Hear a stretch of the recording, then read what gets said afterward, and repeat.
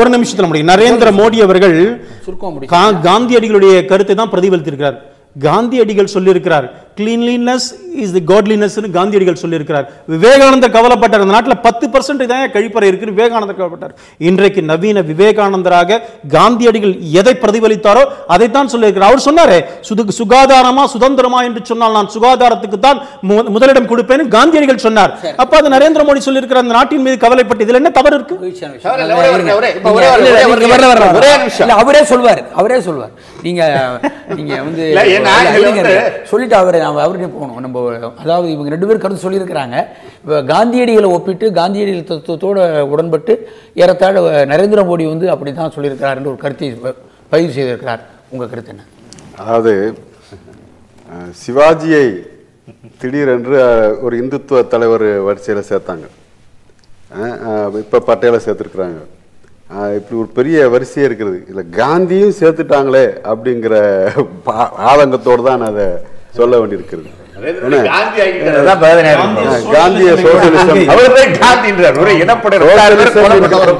மதச்சார்பின்மை என்கின்ற சொல்லை அரசமைப்பு சாசனத்தில் சேர்த்ததே தவறு என்று சொல்லுகிறவர்கள், பிற்காலத்தில் தான் சேர்க்கப்பட்டது, அப்படி சேர்த்ததே தவறு என்று சொல்லுகிறவர்கள் மதச்சார்பின்மைக்காகவே வாழ்ந்து அதற்காகவே தன் உயிரை கொடுத்த ஒருவரை இந்த ஒரு விஷயத்தில் மேற்கோள் காட்டிக் கொள்வது என்பது இவர் எந்த அளவுக்கு கடைந்தெடுத்த போலித்தனமான அரசியல் நடத்தி கொண்டிருக்கிறார்கள் என்பதனுடைய வெளிப்பாடு தான். தேவையில்லை. அடுத்து அடுத்து இப்ப நான் என்ன பாக்குறேன்னு சொன்னா, இது வந்து ஒன்றும் எனக்கு வியப்பாக இல்லை. இவர் இப்படி பேச தொடங்க, இன்னும் போக போக பாருங்க, இவரே சோசியலிசம் பேசுவார் பாருங்க. இவர் இன்னும் ரொம்ப சுத்தமான இவரை சொல்லல, மோடியை சொல்றேன் நான்.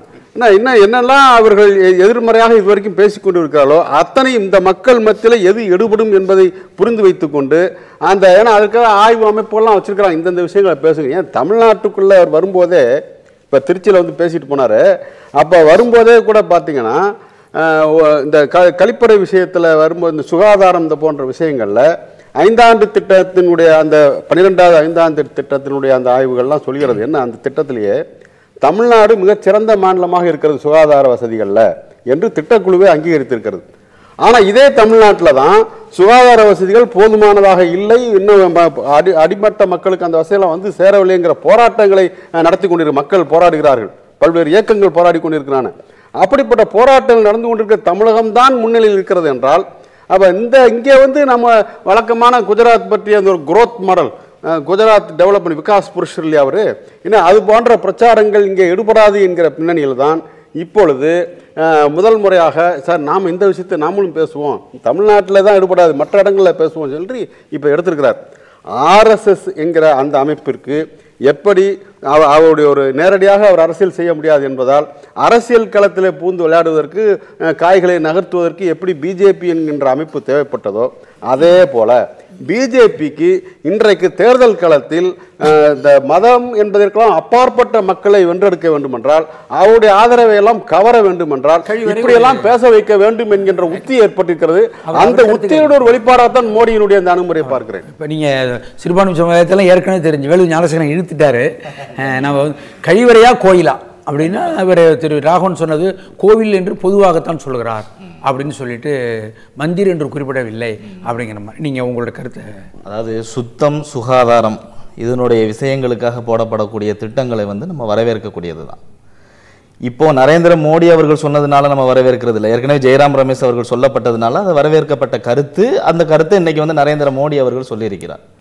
ஆனால் ஜெயராம் ரமேஷ் அவர்களுடைய வாய்களின் மூலமாக வந்த அந்த கருத்துக்களின் மூலமாக அது திட்டங்களாக ஆக்கப்பட்டு நடைமுறைகளுக்கு போகக்கூடிய சமயங்களில் அது முழுமையான திட்டங்களாக ஆக்கப்படுகிறதா அல்லது அவர்களுக்கு அது லாபகரமாக முடிகிறதா என்கிற ஒரு கவலை மட்டும்தான் அதில் உருவாகும். ஆனால் நரேந்திர மோடி போன்ற நபர்களுடைய வாய்களிலிருந்து வரக்கூடிய இந்த விதமான வார்த்தைகள் அப்படிங்கிறது வந்துக்கிட்டு இது உண்மையான பக்காவான ஒரு நாடகம். ஏன் அப்படின்னா முன்னொரு காலங்கள் இருந்தது, தன்னுடைய கொள்கையை நிலைநிறுத்துவதற்காக தன்னுடைய கொள்கையை பறைசாற்றுவதற்காக வீதி நாடகங்கள் போடுவார்கள்.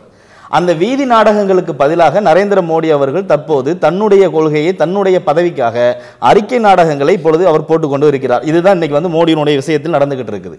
இது குஜராத்துக்குள் இருக்கக்கூடிய சமயங்கள்ல, குஜராத்துக்குள் முதல்வர் என்ற கனவோடு இருக்கக்கூடிய சமயங்கள்ல வெறியூட்டப்பட்ட இந்துத்துவவாதிகளுக்கு, வெறியூட்டப்பட்ட மக்களுக்கு அங்கு தான் முதல்வராக மீண்டும் மீண்டும் ஆக்கப்படணும் அப்படிங்கக்கூடிய பட்சத்தில் வந்து கோத்ரா நாடகமும் கலவரங்கள் அரங்கேற்றம் மட்டும் பண்ணாலே போதுங்கிற ஒரு முகமுடியோடு அவர் வாழ்ந்து கொண்டிருந்தார், இருந்து கொண்டிருந்தார். ஆனா இன்னைக்கு குஜராத்துங்கிற இடத்தை தாண்டி இந்தியாவிற்கு பிரதமர் என்ற அடிப்படையில் வரக்கூடிய சமயத்துல அந்த முகமூடியை கலைந்துவிட்டு வேறொரு முகமூடி அவருக்கு தேவைப்படுது. இருந்தும் கூட அதே முகமூடியை பிரதமருக்காக அறிவிக்கப்பட்டதற்கு பிறகு அவர் வெளியே வந்து பறைசாற்றினார். ஆனா அந்த முகமூடி எல்லா நபர்களாலும் கிழிக்கப்பட்டது. என்ன முகமூடி அவர் சொன்னார்? அதே இந்துத்துவவாதத்தை வந்து வெளியே வச்சாரு. பிரதமர் பதவிக்கு அறிவிக்கப்பட்ட உடனே என்ன சொன்னாரு? நான் ஒரு இந்து, இருந்தாலும் நான் ஒரு இந்து தேசியவாதி என்கிற வார்த்தையை சொன்னார். எல்லாராலும் கண்டிக்கப்படக்கூடிய ஒரு வார்த்தையாக மாறியது. அந்த இந்துத்துவவாதம் எடுபடாமல் போச்சு. அடுத்து ஒரு வார்த்தையை சொன்னார். இந்துத்துவவாதிகளுக்கு வந்துகிட்டு சப்போர்ட் பண்ணக்கூடிய விதத்தில் அந்த குஜராத் கலவரத்தில் வந்து முஸ்லீம்கள் அகப்பட்டது, ஓடிப்போன ஒரு காரில் வந்து அகப்பட்ட நாய்க்குட்டிகளுக்கு வந்து நாய்க்குட்டிகளாக நான் கருதி நான் வருத்தப்படுகிறேன் என்று சொல்லி ஒரு திமிர்த்தனமான ஒரு வார்த்தையை அவர் மேலவங்க வச்சாரு. அதுவும் என்ன செய்யப்பட்டது? எல்லோராலும் வந்து கண்டிக்கப்படக்கூடிய சமயத்தில் அந்த முகமூடி கிழிக்கப்பட்டது. அப்போ இப்படி இந்த இந்துத்துவவாத முகமூடி கிழிக்கப்படுறதுனால ஒரு பொதுவான இரண்டாம் தர முகமூடி ஒன்று தேவைப்படுறதுனால தான் இன்னைக்கு அவர் இந்த கழிவறைங்கிற வார்த்தையை எடுத்திருக்கிறாரு. அதுக்கு முன்னால நானும் பிரதமர் பதவிக்கான ஈக்குவலான நபர் என்பதை அடையாளமிட்டு காண்பிப்பதற்காகத்தான் தோழர் அவர்கள் சொன்னதை போல பிரதமருக்கே சவால் விடுத்து நானும் தலைவருடைய இதுல ஸ்டேட்டஸ்ல இருக்கிறேன் அப்படிங்கக்கூடியதை காமிச்சுக்கிட்டாரு. இப்ப கழிவறையில கொண்டு வந்திருக்கிறாரு. இன்னும் நாடகம் தொடரும். இது மட்டும் இல்ல, இன்னும் நாடகம் தொடரும். பேசலாம்.